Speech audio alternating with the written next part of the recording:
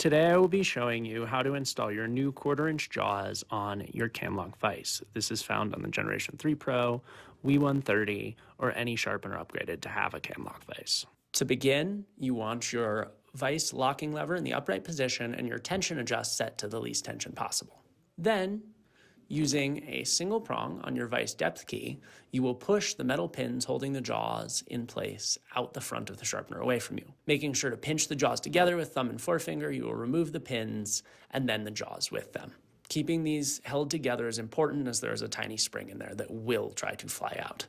To replace the new jaws into the sharpener, simply slot them into the vacated space and return the pins to their slots.